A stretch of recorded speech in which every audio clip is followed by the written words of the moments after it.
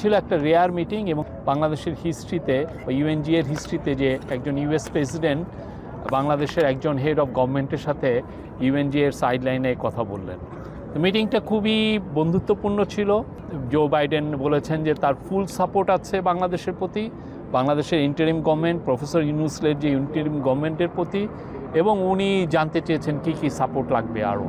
হ্যাঁ, এবং উনি বলেছেন যে এই স্টুডেন্টরা যদি এত স্যাক্রিফাইস করতে পারে তাহলে আমরাও তো আরও অনেক কিছু করতে পারি। জুলাই অগাস্ট যে রেভলিউশন সেটার একটা প্রেক্ষাপট উনি তুলে ধরেন, কিভাবে হলো, কিভাবে টাইরান্ট চলে যেতে বাধ্য হলো। জাস্টিন ট্রুডো বাংলাদেশের গভর্নমেন্টকে তার সাপোর্টের কথা বলেছেন। ইতালিয়ান প্রাইম মিনিস্টারের সাথে মিটিংয়ে মাইগ্রেশনের কথা এসছে, আমাদের সাথে যাতে ফর্মাল চ্যানেলে মাইগ্রেশনটা যাতে বাড়ে। আইএমএফের কাছ থেকে সাপোর্ট চাওয়া হয়েছে, আইএমএফ সাপোর্ট দিতে রাজি, এবং উনি স্বতঃস্ফূর্তভাবে বলেছেন যে কী ধরনের সাপোর্ট লাগলে বলবেন, এবং এটাও বলেছেন যে ফ্রেন্ডস অফ বাংলাদেশদেরকে নিয়েই ওনারা একটা কোঅর্ডিনেশন মিটিংও করতে পারেন। On the 5th of August, finally, Prime Minister Sheikh Hasina to join and help us to build this. You cannot arrest somebody that you are the leader. So this is a very unique kind of a revolution that the students came out during the revolution. As the cartoons came up.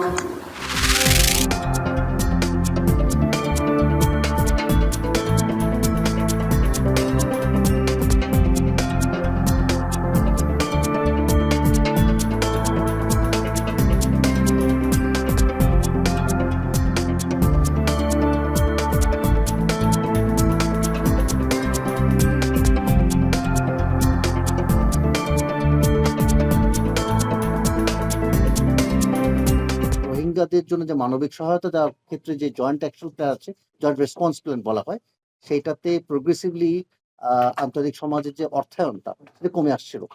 সর্বশেষ আমরা দেখেছি প্রায় 60% এসছে, প্রায় 40% ঘাটতি। আজকে সেখানে মার্কিন যুক্তরাষ্ট্র স্পষ্টভাবে বললো তারা এই বছরের যে মানে অ্যালোকেশন দিয়েছে তার অতিরিক্ত $199 মিলিয়ন দিয়েছে।